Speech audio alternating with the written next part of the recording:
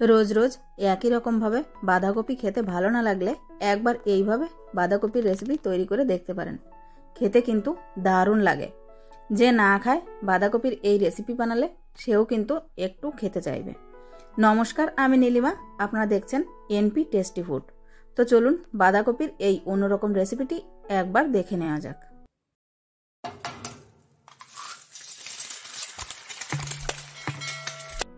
বন্ধুরা, বাঁধাকপির এই রেসিপি তৈরি করার জন্য সবার প্রথমে আমি এখানে একটা বাঁধাকপিকে এরকম বড় বড় করে কেটে নিয়েছি।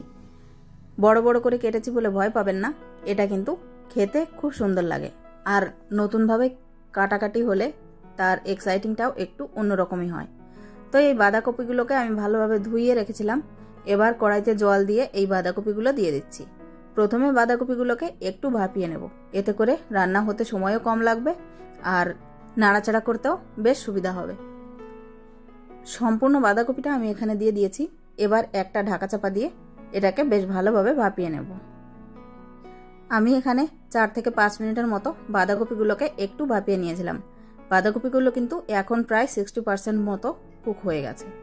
এইবার এই বাঁধাকপিগুলোকে জল ঝরিয়ে তুলে নেব।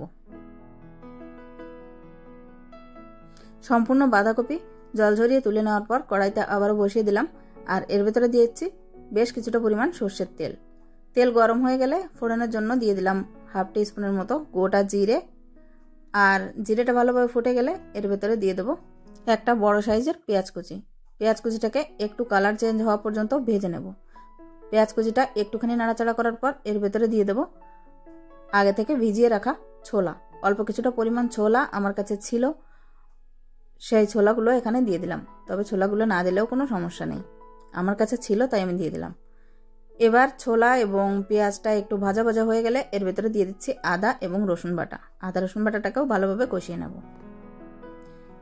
এরপর এর ভেতরে দিয়ে দেব পরিমাণ মতো হলুদ গুঁড়ো, স্বাদ মতো লবণ এবং 1 চামচের মতো দিয়ে দেব কাশ্মীরি লাল লঙ্কার পাউডার। ঝালের জন্য দিয়ে দিচ্ছি কয়েকটা কাঁচা লঙ্কা, আমি এখানে একটু রাফলি কুচি করে কেটে নিয়েছি। এবার এই সব উপকরণকে আবারও ভালোভাবে কষিয়ে নেব। আর মশলাটা যাতে না পুড়ে যায় সেজন্য এর ভেতরে দিয়ে দেবো সামান্য পরিমাণ জল। জল দিয়ে মশলাটাকে কষিয়ে নেওয়ার পর এর ভেতরে দিয়ে দেবো ধনে গুঁড়ো এবং জিরে গুঁড়ো, সাথে অল্প একটু লাল লঙ্কার পাউডারও দিয়ে দিলাম। আর দিয়ে দেবো সামান্য কিছু মটরশুঁটি। মটরশুঁটিটাকে একটু নাড়িয়ে নেওয়ার পর এর ভেতরে দিয়ে দিচ্ছি টমেটো বাটা। এবার এই সব উপকরণ আবারও একবার ভালোভাবে কষিয়ে নেব যতক্ষণ না পর্যন্ত মশলা থেকে তেলটা আলাদা হয়ে আসছে। তো দেখুন বন্ধুরা, সব কিছু এখানে বেশ ভালোভাবে কষিয়ে নেওয়া হয়ে গেছে। এই পর্যায়ে এর ভেতরে দিয়ে দেব সেদ্ধ করে রাখা বাঁধাকপিগুলো। এবার এই মশলার সাথে বাঁধাকপিগুলোকে বেশ ভালোভাবে নাড়াচাড়া করে মিলিয়ে নেব। বন্ধুরা, আজকে এই বাঁধাকপি রেসিপিটি যদি আপনাদের ভালো লেগে থাকে তাহলে অবশ্যই একটা লাইক করার অনুরোধ রইল। আর যদি ভিডিওটি ফেসবুক থেকে দেখে থাকেন তাহলে পেজটিকে ফলো করে নেবেন। আর যদি ইউটিউব থেকে ভিডিওটি দেখে থাকেন তাহলে চ্যানেলটি সাবস্ক্রাইব করে নেওয়ার অনুরোধ রইল। সব কিছুকে ভালোভাবে মিলিয়ে নেওয়ার পর আমি ঢাকা চাপা দিয়ে 4 থেকে 5 মিনিট ভালোভাবে রান্না করে নিয়েছিলাম। এইবার এর ভেতরে দিয়ে দেব আগে থেকে ভেজে রাখা মাছের মাথা। মাছের মাথাকে দেওয়ার পর একটু খুন্তির সাহায্যে প্রেস করে ভেঙে দেব। খুব বেশি ভাঙার দরকার নেই, তাহলে বেশি কাটা কাটা হয়ে যাবে। কোনো মতে একটু ভেঙে দিতে হবে এবং আবারও সব কিছুর সাথে মিলিয়ে ঢাকা চাপা দিয়ে রান্না করে নিতে হবে আরও 3 থেকে 4 মিনিট পর্যন্ত। যদি জলের প্রয়োজন হয় তাহলে এখানে একটু জল দিয়ে দিতে পারেন। আমি এখানে অল্প একটু জল দিয়ে দিয়েছিলাম। তারপর আবারও সব কিছুকে মিলিয়ে নেওয়ার পর ঢাকা চাপা দিয়ে দিয়েছি আর রান্না করে নিয়েছি যতক্ষণ না পর্যন্ত ঝোলটা বেশ একটু কমে আসছে। আমি এখানে আরও 4-5 মিনিটের মতো রান্না করে নিয়েছিলাম। দেখুন এখানে ঝোলটা কিন্তু একেবারেই কমে এসেছে।